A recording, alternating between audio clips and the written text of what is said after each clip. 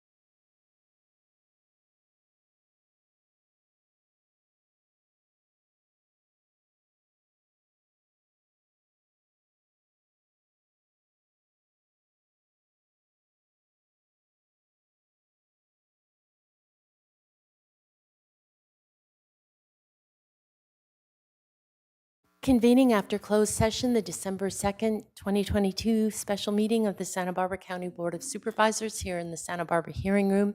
County Council, would you report out from closed session, please? Thank you, Madam Chair, members of the board. The board met in closed session on one item, public employee appointment for Director of Public Health, and took no reportable action. Thank you. And now is the time for general public comment. Is there anyone who would like to speak on matters not on today's agenda but within our jurisdiction? Madam Clerk? Chair Hartman and members of the board, we have no request to speak for general public comment. All right, then turning to departmental item number 1, the only item on our agenda today, Director McAlpin. Oh, sorry, clerk first. So eager to get started. Would you read that into the record, please? Chair Hartman and members of the board, department item number 1 is from the County Executive Office, Public Works Department, Board of Directors Flood Control and Water Conservation District, Board of Directors Water Agency, Board of Directors Laguna Sanitation District, and Board of Directors Fire Protection District. It is a hearing to consider recommendations regarding the development of a county community workforce agreement, resolution, and project template. Thank you. CEO Ms. Sato. Chair Hartman and board members, we're pleased this morning to present to you this item, and as the clerk read, it's a proposal before you of the countywide community workforce agreement, a resolution, and a project template. As you know, this has been a long time coming, and as you know, your staff has been working diligently for some time to present to you a balanced agreement with public benefit, and also that would not reduce competition. And that's what we believe we brought to you today. But before we begin the presentation, I do want to give a heartfelt thank you to all of those on the negotiating team from the county, Johanna Hartley from the County Council's office, Chris Snedden from Public Works, and Patrick Zarowski from General Services, and of course, the Public Works Director, Scott McAlpin, and from the TCBT team, Martin Rodriguez, Joshua Medrano, and Marie Vandernat, and also to board members who helped us in the ad hoc committee, Supervisors Williams and Chair Hartman. So with that, I'll hand it over to Mr. McAlpin. Thank you, CEO Miyasato. Good morning, Madam Chair and board members. Thank you for having us today. We'll start our presentation this morning by reviewing the potential benefits of a community workforce agreement, or CWA, that we'll refer to during this presentation. So as your board knows, the CWA is a contractually binding negotiated agreement between a project owner and the building and construction trade unions. CWAs are used in the construction industry to set the terms and conditions of employment on large, expensive projects of long duration and design complexity, which means multiple trade crafts involved with building the project. CWAs allow for the expeditious resolution of disputes that may arise in the course of a big project, and they also provide benefits to the local community by including jobs and training opportunities for disadvantaged workers and really in general, all workers. And on public projects, all applicable statute or state and federal bidding statutes and regulations must be followed. And as CEO Miyasato mentioned, our goal from day one has been to deliver to your board a balanced agreement that maximizes bidders, which in turn increases competition and gives us the low prices that we enjoy on the projects that we build today. And I believe the draft resolution and the template CWA that's before you today meets that objective. So let's spend a few minutes looking at the legislative history for this round of CWA negotiations. In April 2019, your board directed staff to draft an ordinance governing the use of CWAs on public projects. In August 2021, your board directed our staff to utilize the CWA that the city of Santa Barbara had successfully negotiated with TCBT as the county's base CWA. You also directed us to negotiate agreement terms within that document to maximize the number of bidders on county projects in the future, whereby maximizing competition and local labor participation. Earlier this year in February, your board directed staff to negotiate a CWA with TCBT with direction to use option 1 of the 4 options we provided that day. Fast forward to today, your negotiating team at TCBT are delivering a draft balanced CWA for your consideration today. So as I mentioned in February, staff provided 4 options for consideration by your board. Option 1 was chosen, and option 1 specifically included all of staff's agreement point enhancements, clarification of exclusions both in the maintenance and the emergency areas, include a rebid provision if the bids came in too high, and to apply a potential CWA in our county to projects over $10 million. So with that direction, your negotiations team, based on that focused direction, continued our negotiations with TCBT, and primarily over the timeframe since then, we focused on conceptual approval of about a half dozen critical agreement points where typically CWA development breaks down. And this slide on the screen right now, if you look at the left side, that shows the critical agreement points I'm talking about. And on the right side are what we negotiated with TCBT. So I'll just take a moment and hit those high points.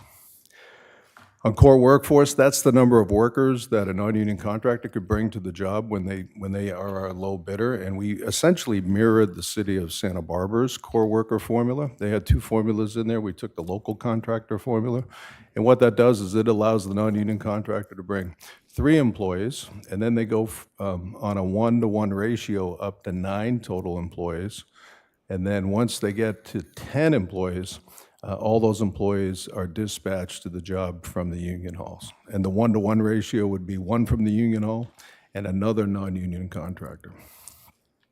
All off-site fabrication in our CWA is exempt, so when we need concrete, asphalt, or any other types of material, that would be exempt from the conditions included in the CWA. Excuse me. Professional services. If the county of Santa Barbara hires professional services, they would be exempt from the CWA, but if the contractor building the job were to hire professional services like a surveyor or materials tester or a construction inspector, then that would be considered a covered craft.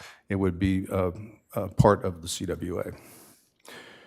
This document will exclusively use the union apprenticeship programs. They have some fabulous training programs, and we want to take advantage of that through this agreement. There would be no union dues required by non-union contractors when they bid on this job utilizing the CWA.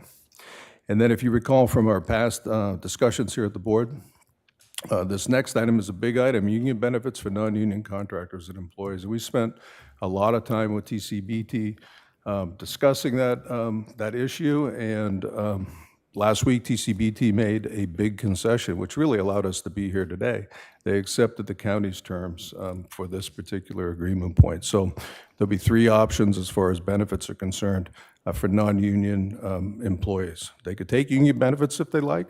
They can continue taking non-union benefits if they have those today, or they could continue taking cash benefits in lieu of actual benefits. So we thank TCBT for moving on that particular item. And then master labor agreements, those will be included in this CWA. However, we do have language in there that the CWA will supersede any potential conflicts that may exist between an MLA and the County of Santa Barbara's agreement.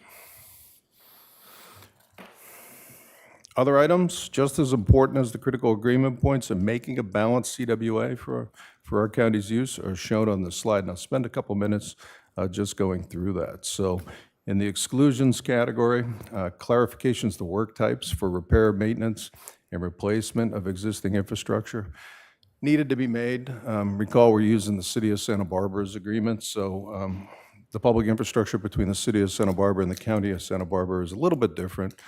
They have harbors, we don't, so we had to take that type of language out. So we modified the agreement to match our specific public infrastructure. Disaster response and emergency work will be excluded. As your board knows, emergency opening work and debris removal work needs to happen immediately, and we really can't slow that process down. So that's excluded from the CWA. As directed by your board in February, we did include a rebid provision, and that's included in the resolution before you today. And what it says is exactly, I believe, what we have on the screen. If the project needs to be rebid, due to bid results being in excess of the engineer's estimate, It is in the department's discretion to rebid the project without the template CWA. Expiration date, staff recommends mirroring the City of Santa Barbara's for a 5-year term. And we also included language in there, since this is the very first time we're going to roll out a CWA, in the resolution that says that staff will come back on an annual basis during this 5-year term to report on the effectiveness of the CWA we're bringing before your board today. So on an annual basis, we can talk about some of the high points and how we're doing as far as meeting local labor criteria, what have you, on these jobs. And we can make adjustments. We can adjust course at those annual updates as far as the agreement is concerned, so we can get the CWA exactly the way we need it here in Santa Barbara County to be successful. And it'll quite frankly, it can end up being another tool in our toolbox when it comes to putting projects on the street. The administration of the CWA is the responsibility of the County of Santa Barbara, and we'll do that through a new position called the Community Workforce Coordinator, so we'll have to hire a position for that. And then as far as the effective date is concerned, if everything is approved today, we're setting the effective date as April 1st, 2023. And the reason we're doing that is because a few things have to happen between now and then. So TCBT would have to take the CWA back, and it needs to be fully executed by 100% of their affiliates, right? Because if everyone under that TCBT umbrella doesn't approve of this agreement, then the language in the CWA to avoid labor strife, slowdowns, things like that, that won't happen. So that was kind of what happened in 2014, if you remember. The board conceptually approved a PSA, but TCBT was able to get all of the affiliates except for one to sign it. So we never really got the implementation on that PSA. So, and I know TCBT's here today, and they can report on their thoughts of getting 100% of their affiliates to sign this agreement. While that's occurring, at the same time, the county will need to create specifications that include the language and the conditions from the CWA in our bid documents. We'll also need to onboard a community workforce coordinator for administration of the CWA. And then we'll actually include it in bid documents for projects that meet the criteria for the CWA. And our hope is we'll be back here around this time next year reporting on a few projects with the use of a CWA. This next screen is simply a copy of all the recommendations that are in your board package today. And for the sake of time this morning, I will not reread it. I'd like to reiterate the thanks that CEO Miyasada put out there. You know, the TCBT team's been great to work with, always available for us, and very productive team to put this agreement together. The county team has been fabulous. Joanna, Chris, and Patrick. You know, we all have full-time jobs, so most of this work was done in the evenings and weekends, and I thank them for that effort. And to our board temporary ad hoc committee, thank you for your participation as well. So I think at this point, that concludes our presentation, and we're all available to your board for questions. Okay, so it's back to the board. Any questions at this time? Supervisor Lavanino. Thank you, Madam Chair. You talked about the onboard coordinator, and I'm just curious, cost to the county on that? Is there any discussion about cost sharing and how that, I mean, we're going to be hiring a new employee or a team of employees? Madam Chair, Supervisor Lavanino, that's correct. We'd probably need to hire an FTE, like a project team leader or enterprise leader or somebody along those lines. We're going to need somebody with experience in the construction industry for both vertical and flat construction. So because we do have projects on the horizon that are both buildings and transportation flood control type projects. So yes. Okay. And then, you know, I know there's people, we've been dealing with this for years and years, but there's people that are probably watching this for the first time. If you can just kind of explain on that thank you slide there, we're including 3 of the 4 folks that are kind of involved in this. It's us, TCBT, and the ad hoc committee, but the other folks, 80% of the contractors being non-union, were they part of this discussion, and how do we you know, what kind of conversations did you have, and how are you bringing their points of view into your ad hoc subcommittee meetings? Madam Chair, Supervisor Lavanino, in 2014, we had a kind of a robust stakeholder participation process. So we did not this time, but you know, the lessons we learned in 2014, we brought to this document as well as we went through the process. So we're close to where we were in 2014. We didn't get everything we got in 2014, but we're pretty close to the conceptual PSA that we were able to bring to you then, so. And if I might add that a number of contractors approached me, and I did indeed go conduct site visits and speak with them. I'm sure the same is true with Supervisor Williams. It is, and obviously the biggest issue that has been brought up in the past was the payment by non-union workers of union benefits, which this document makes a significant concession on. Supervisor Nelson. Yes, thank you, Chair Hartman. A question going back to that FTE. When do you say that was going to be onboarded, or when would that have to be, could that position be created? Is that next budget cycle? Madam Chair, Supervisor Nelson, yes, that's correct. So we'll have to kind of, we'll work through the CO's office and set some money aside for that position, long-term. And that would be paid for by county general fund dollars? Correct. And do we have an estimate on what that dollar amount might be? Madam Chair, Supervisor Nelson, as I mentioned, you know, project team leader, enterprise leader, we haven't worked with HR on that yet, but we want to get an experienced project manager. Okay. Prior presentation, the term, this is contract, this is contractually binding. I guess maybe this is a question for county council. When we entered a CWA, are there outs during that contract period for the county if at some point we determine that it's not, you know, it's no longer satisfying the goals of the CWA? As the, you know, we often have a termination for convenience in a lot of the contracts and agreements we do in the county.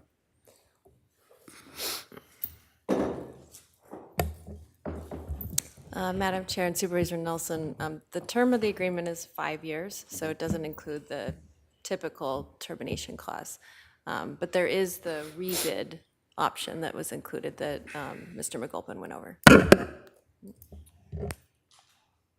So, but as far as a CWA, it'd be locked in once it was agreed upon for 5 years, no matter what. There's future, it's binding the hands of future boards.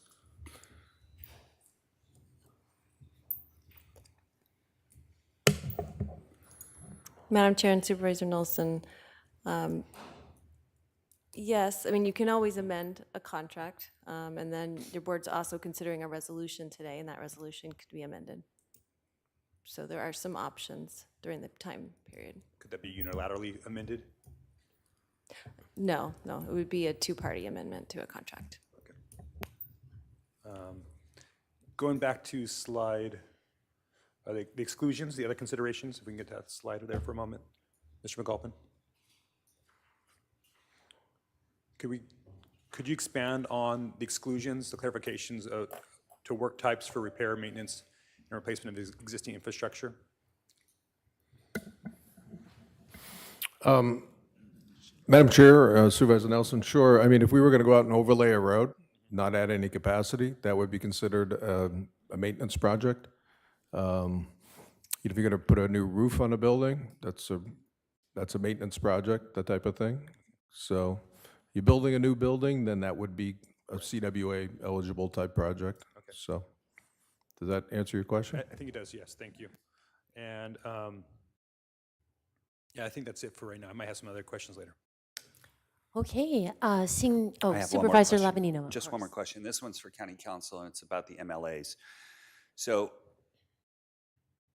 there was some concern in the past regarding, we don't really know what's in those, but I did notice that there's something in the resolution that basically says that anything that's in that MLA that doesn't meet state or federal law. I just want to make sure that you're comfortable with that language, that you feel that that covers us, and are we, you know, what's our liability at that point?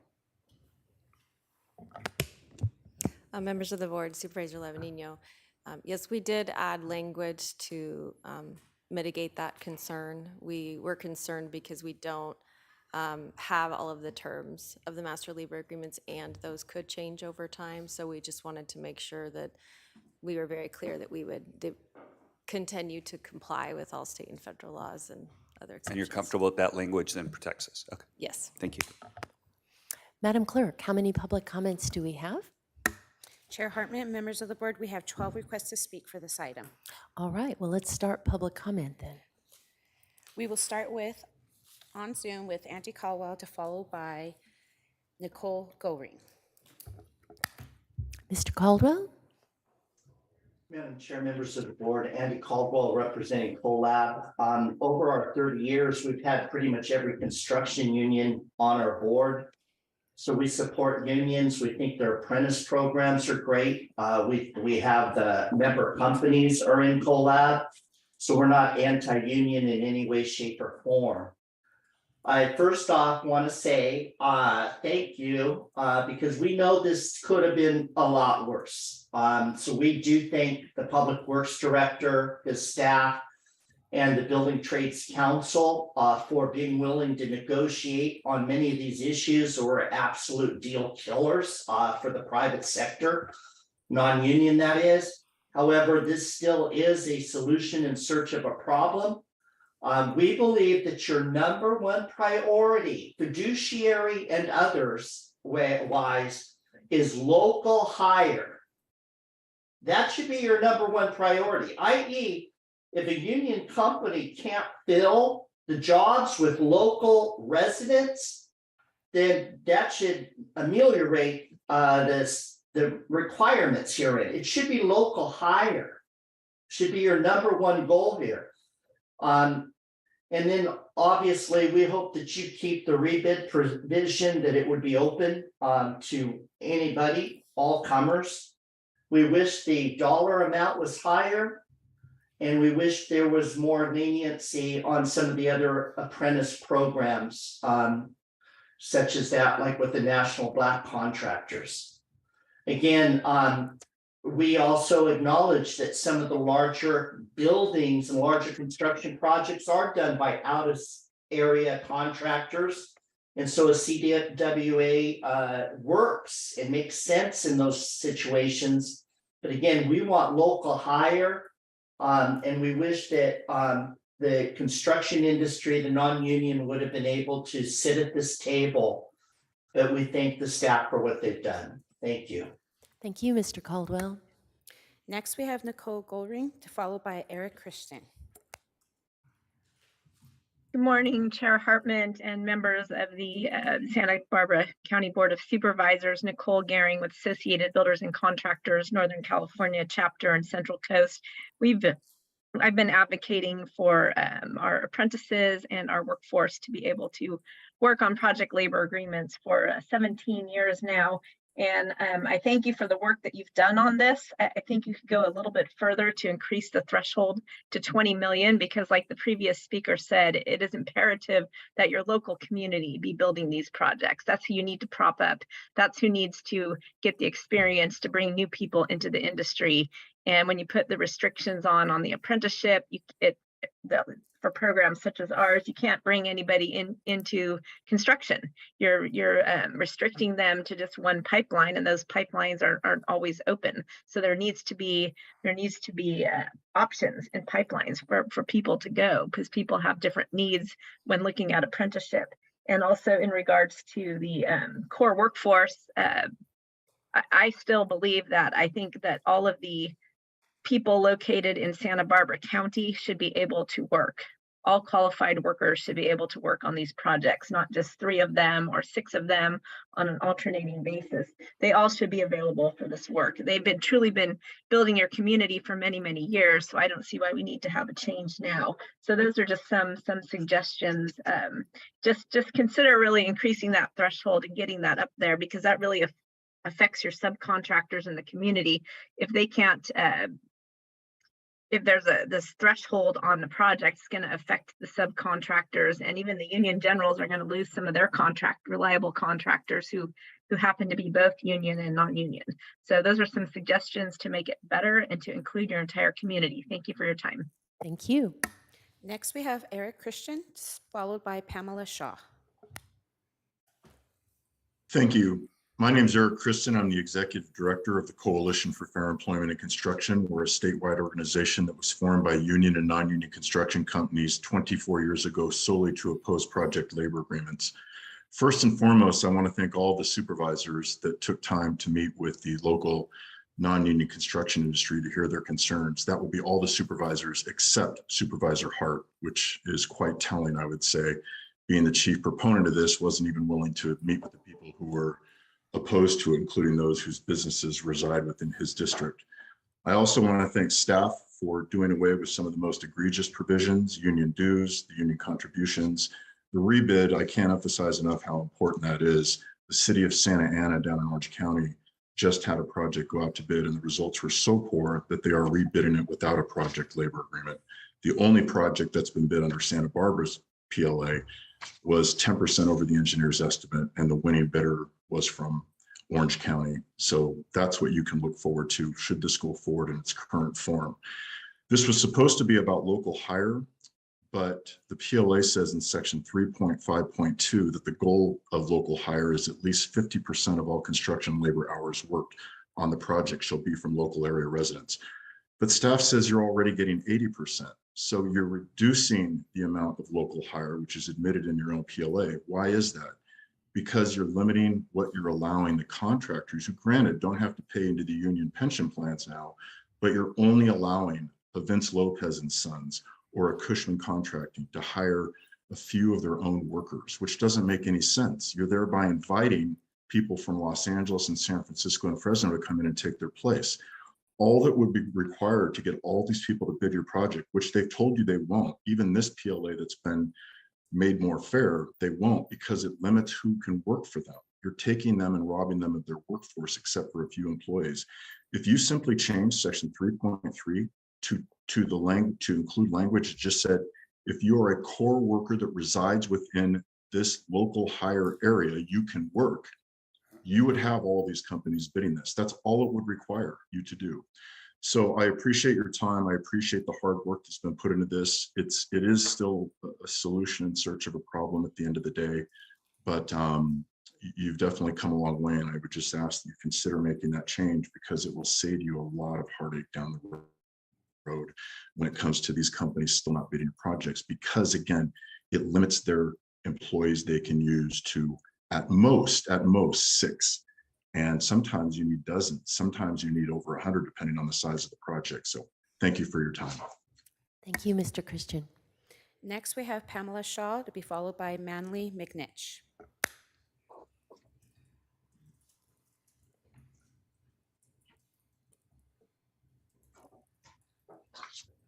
Ms. Shaw?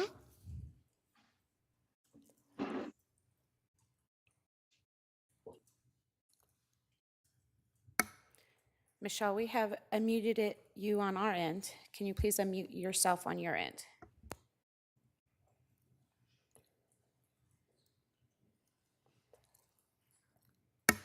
Okay, we'll go to Manley McNitch and go back to Pamela Shaw afterwards. Good morning. Thank you for your time. I want to thank the board and everyone involved for all the hard work they put in getting this project to a point of finality where everyone can sign off and agree on it.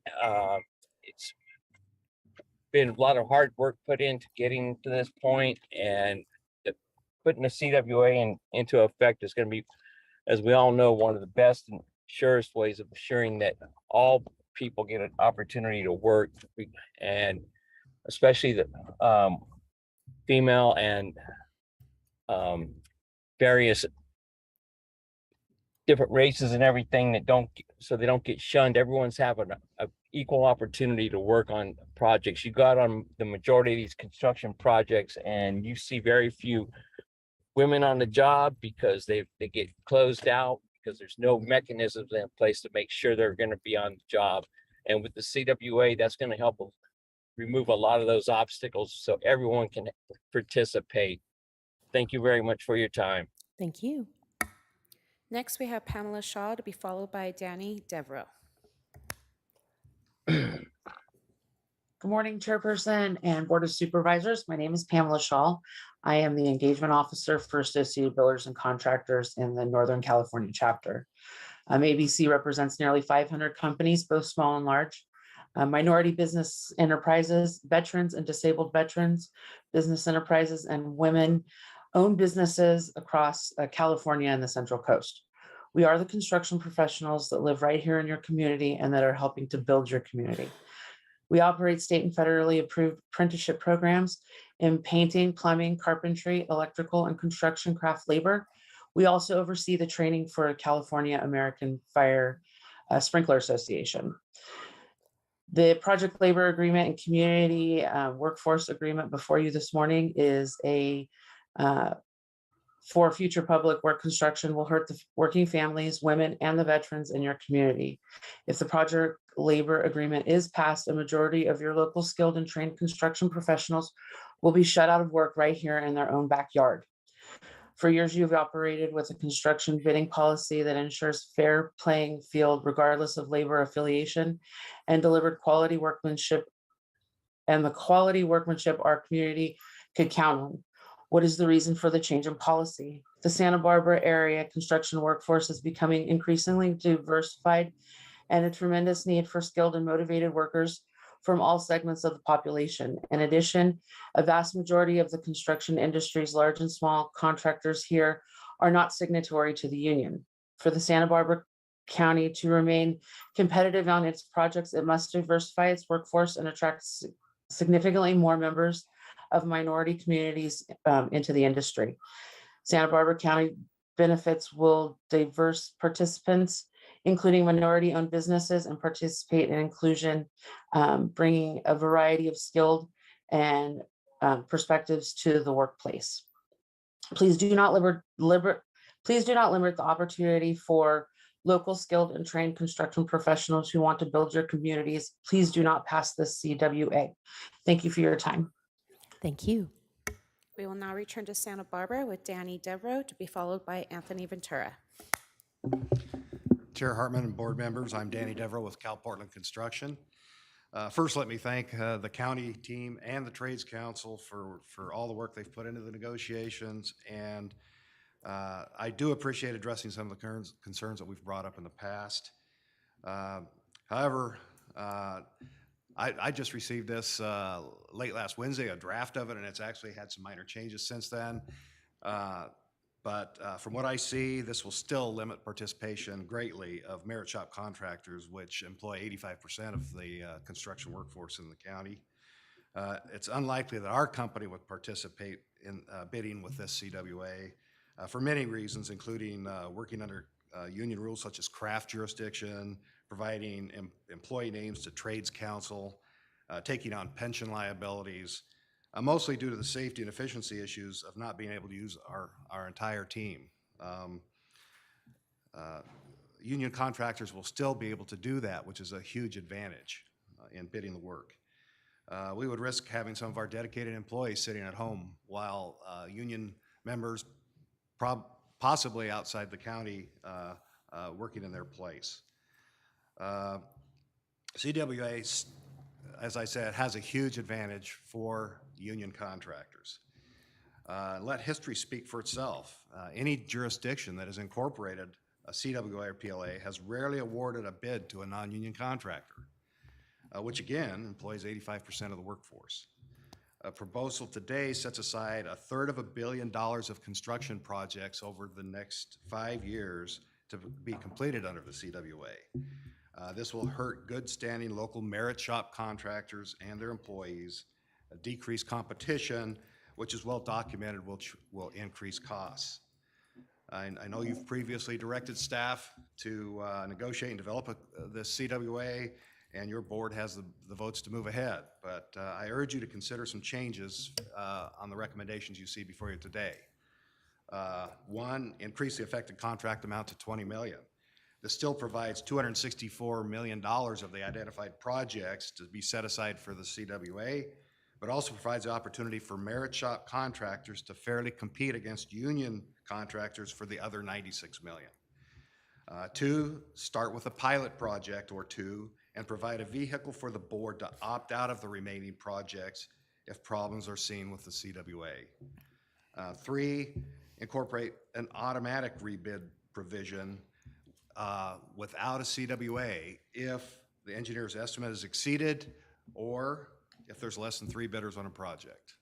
Thank you for your time. Thank you. Chairwoman, I actually had a question. for sure. Mr. Devereaux. Mr. Devereaux, can you come back up? I'm sorry. Hi. I had a quick question for you. I too was frustrated with the fact that I didn't have much time to digest everything that's going on. A lot of the work that Cal Portland does, at least in my community, is maintenance work. Can you, just for my benefit, explain to me what projects you guys now bid on that you would not be able to bid on? Well, I'm versus- looking at this list, and I don't know exactly Yeah, I'm not what some of this entails. not going to hold you to it. I just want to kind of understand a little bit better. And I apologize for not reaching back out to you ahead of time. Yeah, we've built new roads in the community. So if it's a new road that exceeds the 10 million, proposed 10 million, we would be excluded from being able to, not excluded from bidding it, Right. but we would have a significant disadvantage and most likely would not bid it. Earthwork, the levee projects, bridge projects, these type of projects, which are included in the identified projects, we would have a huge disadvantage in bidding that work. Okay, thank you. Okay, thanks. Next, we have Anthony Ventura to be followed by Joshua Medrano. Good morning, County Supervisors. My name is Anthony Ventura. I'm a special representative with the Southwest Mountain States Council of Carpenters and work out of Carpenters Local 805 that covers Ventura, Santa Barbara, and San Luis Obispo counties. We have over 2,000 members locally and 700 members that we have that live and reside in Santa Barbara and shop in Santa Barbara County. With 62,000 members council-wide, I come before you on behalf of these members in support of this community workforce agreement. We know these agreements are good for our communities by bringing good paying jobs, opportunities for community residents, and helps our local economy with revenue generated from this agreement. I just want to touch on something that the gentleman said before. I do the dispatching for the Oxnard PLA, and I know I've dealt with at least a half a dozen major contractors from the LA area, Santa Barbara, or actually Ventura County area, that are non-union, and they have done it, and they were happy. I can name a few. One is Arlen Construction. The other one is K&Z Construction, Viola Construction. These are just some of the contractors that I know that I've dealt with personally because I do dispatching, and I know how it works as far as the local hire agreements work. So we are in strong support of it. Thank you for your time. Next, we have Joshua Medrano to followed by Les Cushman. Well, good morning, supervisors. What a great day to be up here. My name is Joshua Medrano, and I am the Executive Secretary, Treasurer of the Tri-Counties Building and Construction Trades Council. And I'd like to extend my thanks to county staff as well as the Watch Committee and you supervisors out there for getting us to this point. Now, we've all in this room have heard everybody's concerns. We really have. That's why it's taken so long to get to this point, because we have to weigh everything, not just for a few, but for everybody. We feel collectively with the county staffers that although it has taken us close to 14 months, that what's in front of you is what's most equitable for the entire community. Non-union, union, doesn't matter. We like to think that the concessions that were made are evident of a new time, a new opportunity. We understand that this process has not been proven true here, but we know that elsewhere, other locations, other entities, other organizations, other communities have all implemented PLAs and CWAs and have found success. Over the last year of knowing that we were going to get to this point at some time, all that outreach was available to all so that you could hear it from the horse's mouth and not just from the trades. We appreciate those contractors reaching out in favor and not in favor, because let's face it, we need to hear both sides. Now, we have to take this back as the building trades. It's now on us. I'd like to tell everybody out there right now that everything in front of you has been vetted, has been looked at, and we collectively are standing together in favor of moving forward with the CWA. The concerns that are out there, we look forward to proving with our actions instead of just our words, and asking you to look elsewhere for that information and instead be able to look here at home, stand back and say, this agreement should have been done a long time ago. We look forward to continuing to work together for this agreement. Appreciate everybody's time, staffers, board members. Thank you. Next, we have Les Cushman, to be followed by Lee Cushman.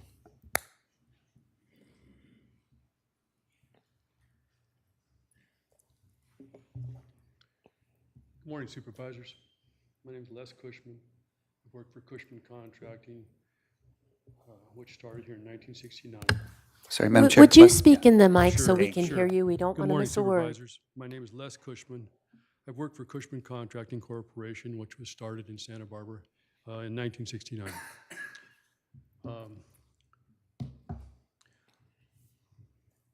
I would ask the supervisors to read the words on your elevator, on the door of your elevator, right outside the door here. Those words say, we value equity and inclusion.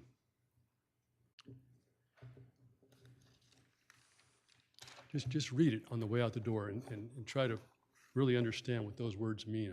We've all talked about them. Look at them a little closer. You, as our local county supervisors, are talking about complete discrimination against non-union construction tradesmen. Your proposed CWA would only allow for us to bring 10, at the most, of our 40 or 50 employees onto a county construction project. Only 10, so what do the other 40 do? They've got to basically go home, and they've got wives and children. What do? They've been working for us for 10, 15, 20, 30 years, some of these people. What do? They're not going to join the union. They've got to go someplace else. They pay taxes here, but they can't work here. This is completely wrong. Keep in mind, these people that I'm talking about have built many of the facilities in this county that you all use, from Stearns Wharf to your water, sewer plants, all over the place. They've done all this work in your county, and now they're going to get shut down. Yeah, we hear they can have 10 people. Well, what do we do with the other ones, like I said? All these employees came and spoke to you several months ago at one of your meetings and spoke to you why they chose not to be in the union. They simply want to be in control of their own pension and their health care plan. That's it. No problem. Cushman hires union contractors all the time. We hire union contractors. Rebar, electrical, paving, et cetera. We hire them. We don't discriminate against them. We hire whichever ones give us the best price. This helps to keep local people working. Everybody. Whether you're a union or non-union, it keeps everybody working. It's real simple. If the supervisors really want to be fair to the constituents of Santa Barbara County and get a good competitive bid for their construction projects, simply ask the unions to allow for hiring of non-union subcontractors by Mr. union Cushman, contractors. Yes. could you wrap up? That is your time. Okay. Well, I'll just leave it at that. Granite's a prime example out here. There's a huge job going on. They're a union contractor, but yet there's no local union contractors working for them. Huge job, right in your backyard. Thank you. Next, we have Lee Cushman to be followed by Martin Rodriguez, which is our final speaker. Good morning, supervisors. I'm going to save my thank yous for the end so I don't run out of time, because I would like to thank a few of you supervisors. I'm going to get right to the point. We've heard it. We've gotten two pieces of this puzzle solved well, and I appreciate that. The last piece of the puzzle we haven't gotten solved is the local participation. That's what this whole CWA is supposed to be about. And instead, we've got an agreement that only allows 10 at the max tradesmen who choose not to be represented by a union. They choose not to. As my brother just said, yeah, we'll take them and we'll go out of the county to work. But why should they have to work out of the county? They pay taxes in this county. They've built this county. They live here in this county. Why are they getting discriminated against? In lieu of what you've written in your document is they get, your document now goes from a 77% participation rate, which you had before any sort of document, down to a 50% goal, which the union can backfill with employees from anywhere. They can backfill them with employees from Bakersfield, LA, like Granite's doing down on that big freeway down there. And so you've created a document which displaces local tradesmen who choose not to be union and is backfilling them, the potential to backfill them with union people from out of the community. So how is that increasing our local labor participation? We're going from a 70%, I think the number that staff gave early on in this discussion was 77% was local participation. And now we're going down to a goal by the unions, a goal, not anything actual. They could get 25% and still keep the CWA. Why is that? How is that fair? It's discriminating against people. It's also discriminating against, you're discriminating against the apprenticeship programs. There's state programs that are just as qualified and just as good as the unions, and yet they're not allowed. Why are those young women, men, people of color, why are they disallowed to practice their trade, to learn their trade? I ask that you do one thing, one last thing, and this would make it a fair agreement, I believe, is you allow for a contractor like yourselves, an open shop contractor, any of their local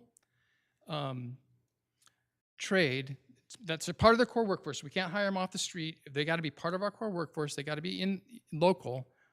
We give them exempt, no matter how many of them we have. If we have 15 of them, we have 15. If we have 20, we have 20. And then the rest can come from the union. That's the fair thing to do. That helps the people of this community, and it gets your goal of local participation as high as possible. With that said, that's what I would request you to do. With that said, I would like to thank, and if I'm using extra time, I wish you'd allow it to me, but I'd like to thank Supervisor Williams for sitting down and talking to me, taking the time out of your day. I know you tried to get to one of our job sites and it just didn't work out for us, and that would have been excellent because you could have talked to our employees. I'd really like to applaud Supervisor Hartman and your staff. You got your boots on, you came out to a sewer plant of all places, and you took the time to sit under a shade structure between two tool containers and listen to our employees.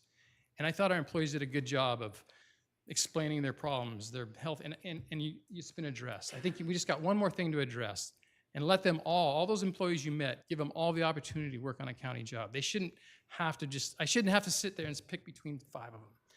But I thank your staff for coming out and doing that. That was an exceptional event.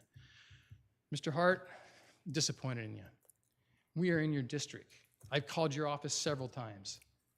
You ignored us. You gave us a couple of phone calls back. You're busy, too busy for us. And that is your time. I won't go any further. Thank you. Next, we have our final speaker, Martin Rodriguez.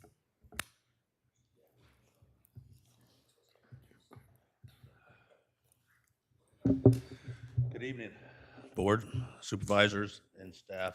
Just want to thank you for bringing this on the agenda. It's been a long time coming. I think most of the concerns were addressed in all of this negotiations. I understand we will never be able to make everyone happy, and our brethren, the Cushmans, they've been around. They're a solid company. I think we will, once this thing gets moving forward, they will see the benefit.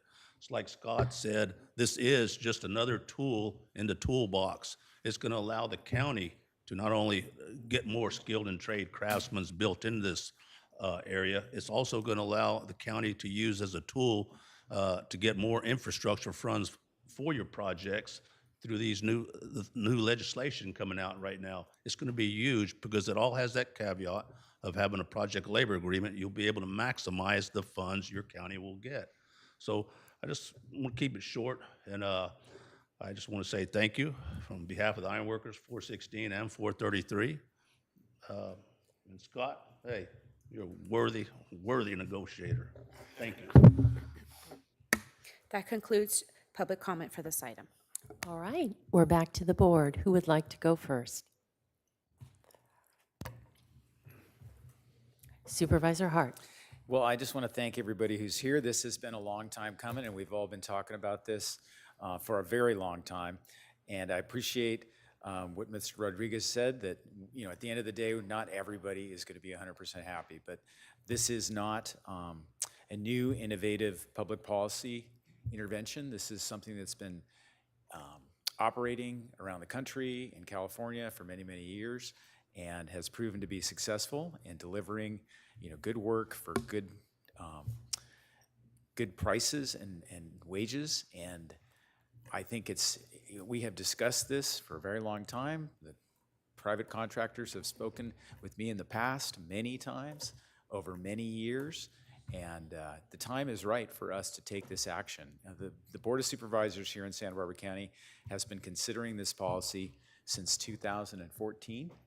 And I think we should all be proud of the work that's gone on. The committee, the Building and Construction Trades negotiating team, our staff, the ad hoc committee has put in a lot of time, a lot of work to bend this in a way to get us a chance to start and see how the projects work. The City of Santa Barbara has now had their community workforce agreement in place for, I think, now a couple of years, and the reports that I get back from council members, it's been a tremendous success. So I think with time and experience, I'm hopeful that even the Cushmans will come along and see that there are benefits to this project. And I think it's time for us to make a decision and move forward. Supervisor Lavanino. Thank you, Madam Chair. Scott, could you put up slide 1 for your presentation, please? I just wanted to say that just the cover there. When I got this today, or not today, when I was looking at this when I first got it, I looked at that design and I didn't know if you were trying to send a message, but it's very indicative of where this thing's been going on since 2014, and it's just like a spirograph. Like, I think we got it figured out. Nope, let's go over here, let's go over there, let's go over there. So I thought that was kind of interesting. I don't know if you meant that on purpose or not, but that's what I read into it.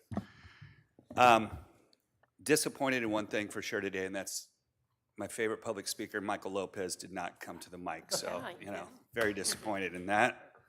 But I will say one of the things is how impressed I was with both sides today of people vehemently disagree on this issue. And I think everybody tried to be constructive. That's always helpful. It wasn't that way back in 2014. I don't know if people just worn down and gotten tired, or that we're starting to see what the other side, brings to the table. So I think that's important. I also really want to thank Scott.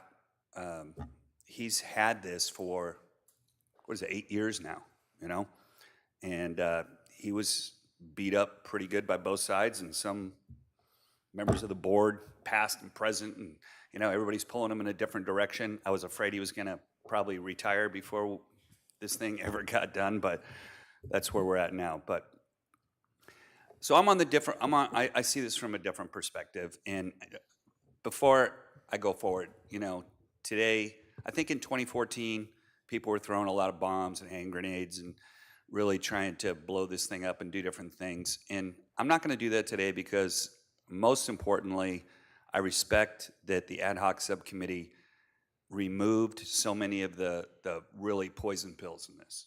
You know, there were some things that some contractors just, paying into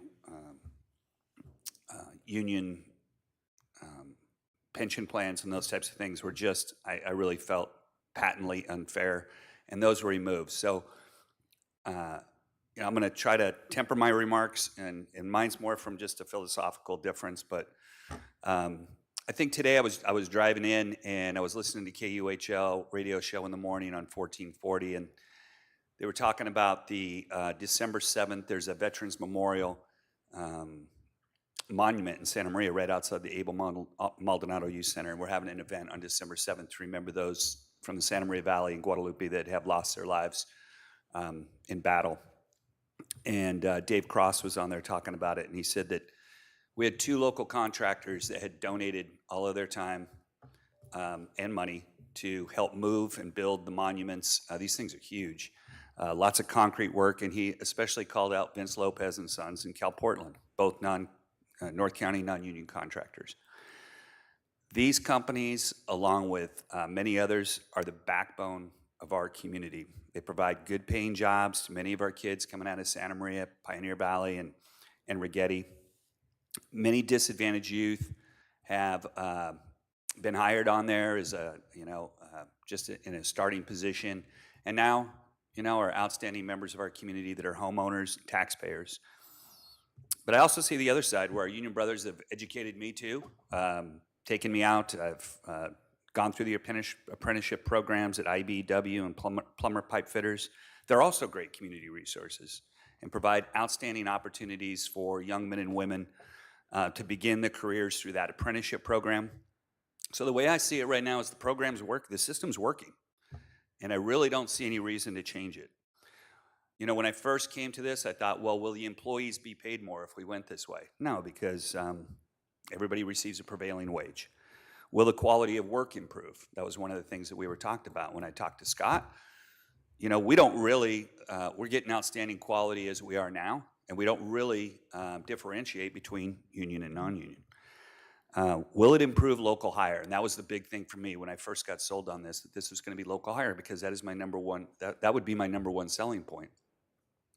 And if we could, which I found out we can't do, but legally, is to mandate, local hire ordinance. But I've been told that we can't do that.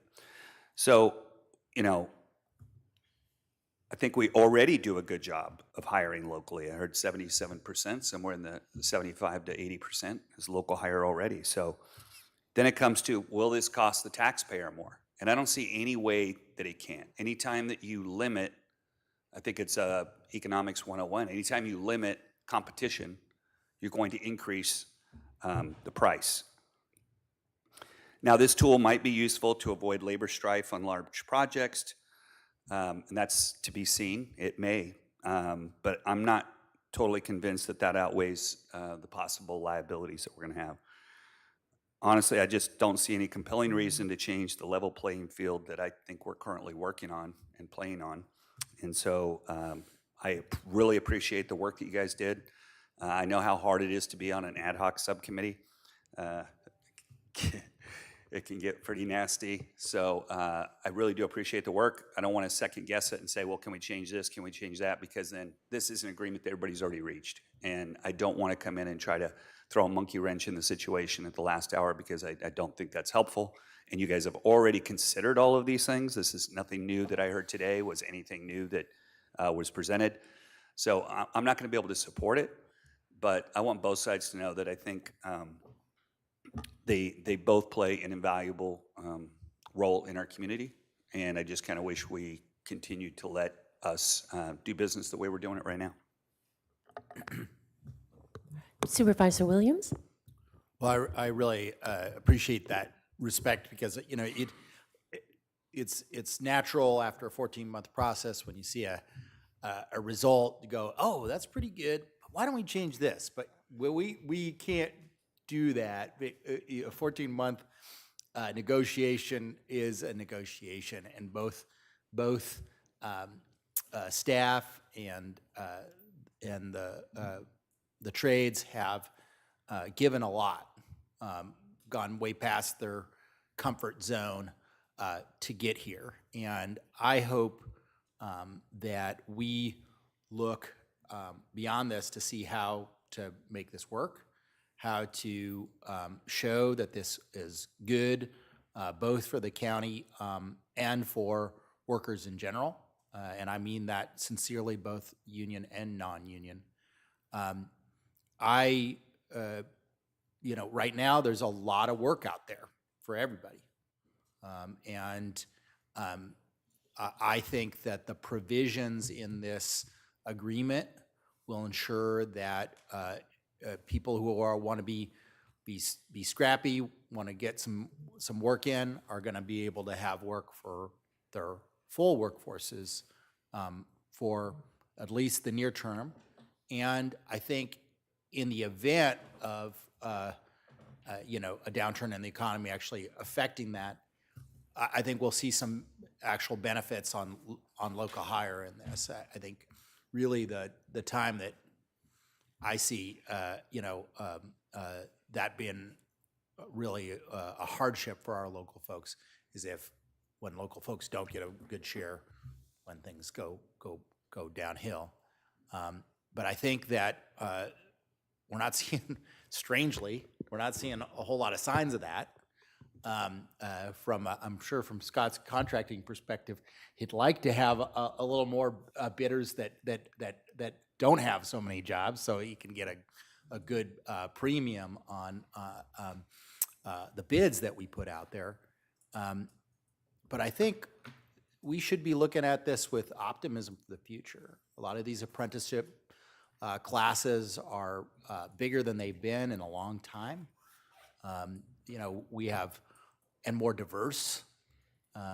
We have apprentices that really reflect the community, in gender and race and in background. And there's hope that we actually might have young people, survive. I knew a baby boomer that was a union electrician in carpentry, and I thought he was going to be the last.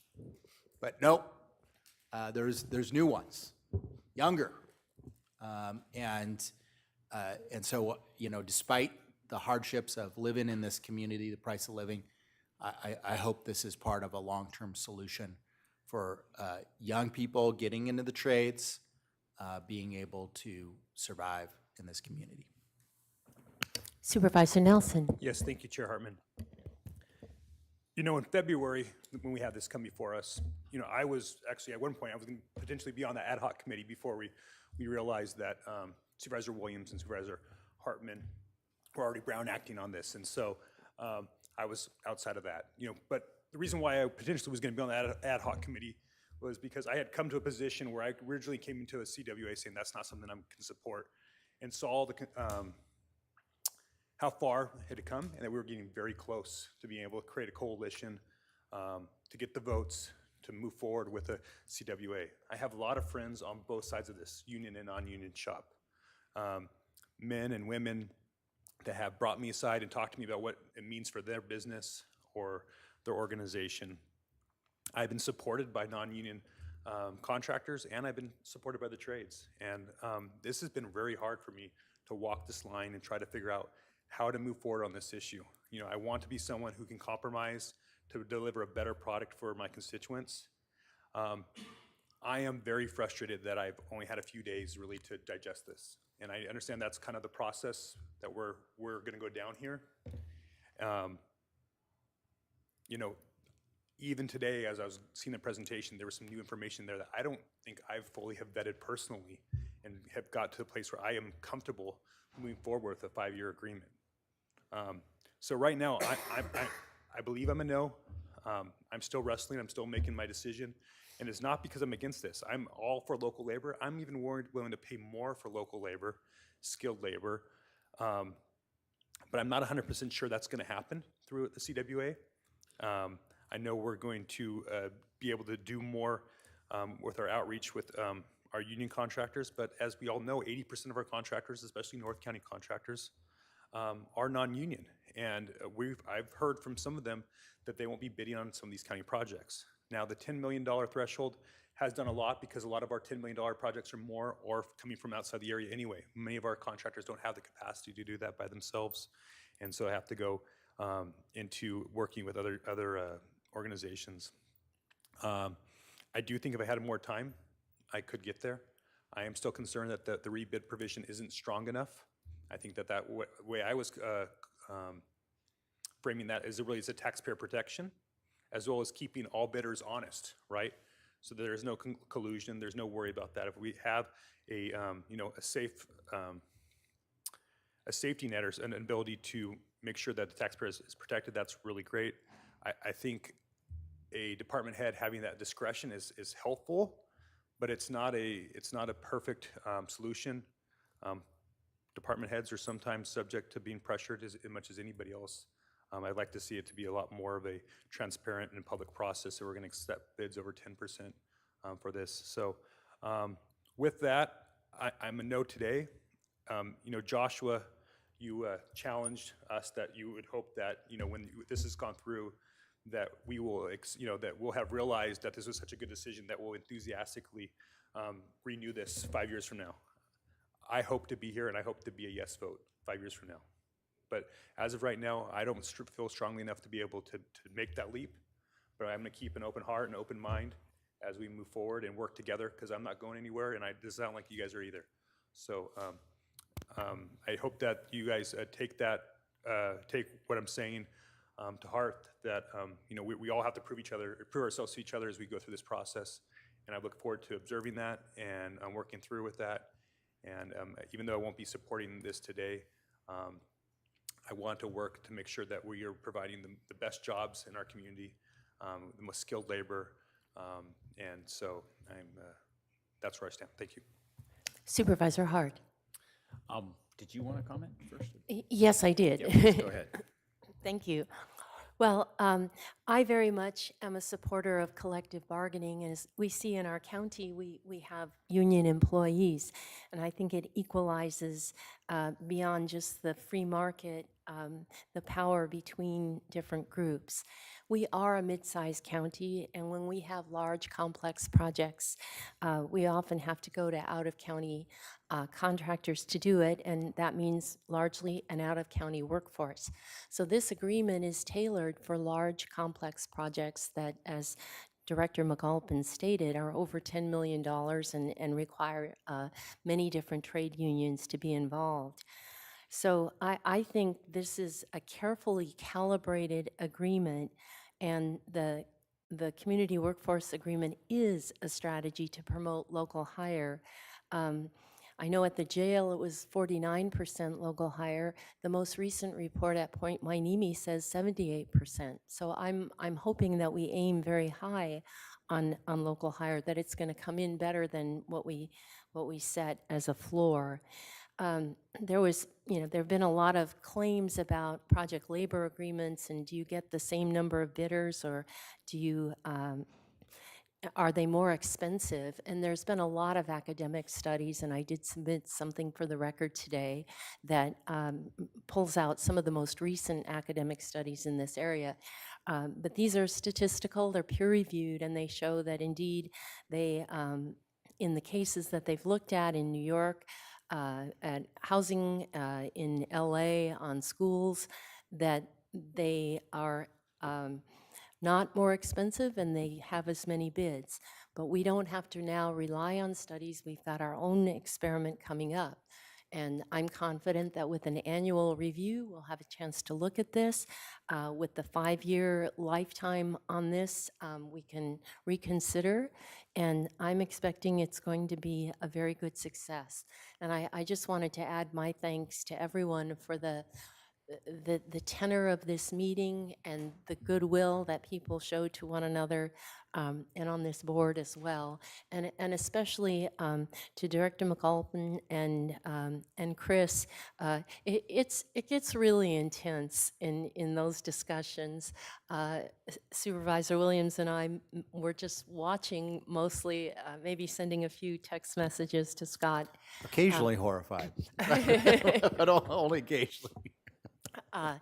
And Chris Snedden was a calm presence in the background, and I've learned a tremendous amount in this process, and I'm very optimistic about the results that we're going to see. So I thank CEO Miyasato for suggesting when we were last time stuck, and she suggested the ad hoc committee and a way to move forward, and that's gotten us to this point, and I'm very proud of where we are. So I will be enthusiastically supporting this, and with that, I would like our Madam Clerk to call the roll, please. Oh, Supervisor Hart. Thank you. I just want to echo Chair Hartman's comments, thanking everybody for their participation and looking forward with open eyes and a spirit of optimism that this is going to work and be successful, and we're going to find, folks who've been on different sides of this and who are, would like to have some changes. We'll have real world experience to draw upon to make any tweaks that are necessary. I know just about everybody up here and probably everybody in the room would pull a little bit of thread on this deal to have it be a little more advantageous to them or in some way. And that's the challenge and that's the difficulty of doing that. There's been, everybody started the clock at a different point in time as to how long this has taken, but the staff report shows that we began this 44 months ago. So we've measured twice, before we're going to cut. We've measured probably 20 times before we're going to cut. And I think we're at a place now where it's time to make a motion to approve the staff recommendations A through D. And I'm just really proud that this is going to be the last vote that I take. And would you like to make that motion? And I will make that motion. I move that we approve staff recommendations A through D. Second. All right, now, Madam Clerk. Supervisor Nelson? No. Supervisor Lavahino? No. Supervisor Williams? Aye. Supervisor Hart? Aye. Chair Hartman? Aye. Motion passes 3-2. Can't we vote on something else so we don't have to vote against Greg's last? Yeah. Arbor Day. I'll make a motion to adjourn the meeting. Yeah, there we go. All right. I'll second that. So we adjourn to December 6th in Santa Barbara. All in favor, say aye. Aye. Aye. Any opposed? Unanimous.